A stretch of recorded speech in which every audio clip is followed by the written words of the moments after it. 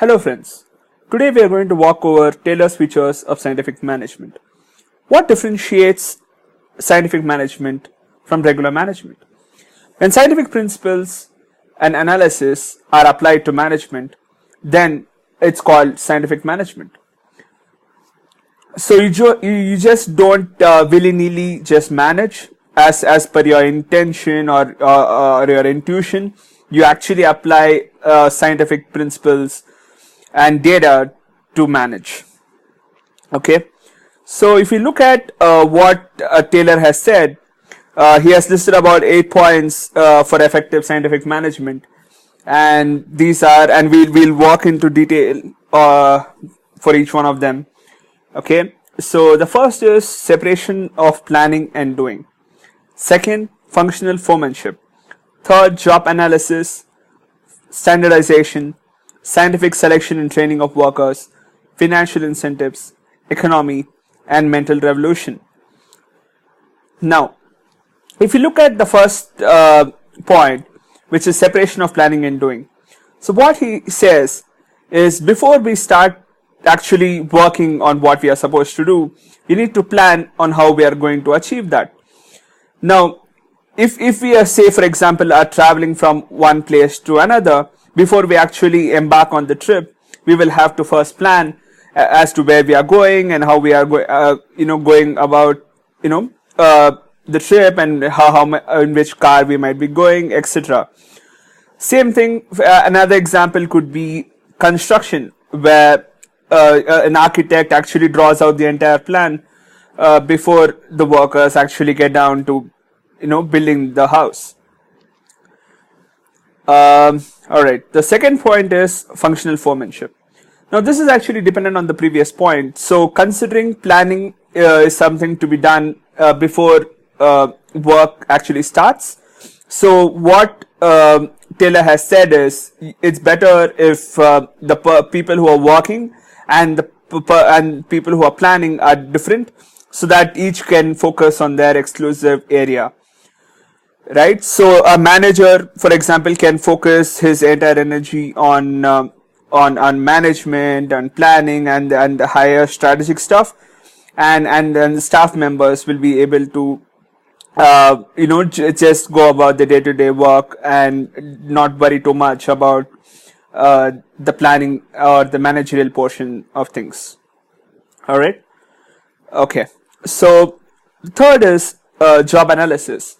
So job analysis essentially says that we need to analyze what goes on in each job. So we need to understand the steps in each in the job, and what skill sets it will require, and everything about the job needs to be analyzed so that it can be done in the most effective manner. Okay. The fourth is standardization. So, say if you look at Amazon, so a lot of it is standardized. The way they package stuff, the way they deliver, and all of this is standardized. So this standardization actually helps manage better, so that we can generate metrics, because we'll be able to compare one order from another, and which will in turn help bring more order to the entire management. Okay. Next is scientific selection and training of workers. Now, so this is something which we see in a regular scenario nowadays, where sites like HackerRank ranks out the different developers, and based on that people are being selected, and we need, so based on our earlier point of job analysis, and also looking at how best we can evaluate the worker compared to what job they will be doing, we'll be able to define out the right interview criteria, and be able to get workers that ideally match this criteria. Okay. The sixth point is financial incentives. So this is something we can see in Swiggy and a lot of these other startups, where people are rewarded on how much they contribute, and say for example how much a delivery boy delivers, rather than a fixed set pay. So that the more somebody works, they will be rewarded accordingly, rather than just paying out regardless of how much effort a worker is putting in. Okay, the 7th point which Taylor mentions is the economy, wherein no matter how well we manage, no matter how much we define and how much we do our job analysis, we also need to take into account the current macroeconomic scenario, so that forces do not essentially affect our business. Okay, and finally, what Taylor mentions is the mental revolution, wherein people need to change the way in which they think and work.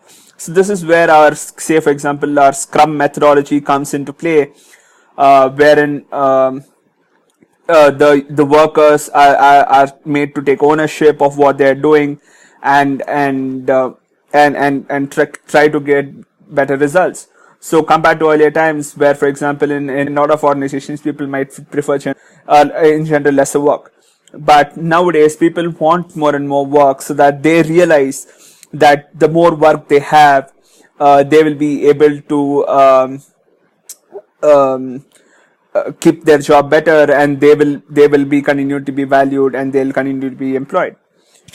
Okay, so these are the 8 features of scientific management listed out by Taylor, and I hope this video was helpful. Thank you.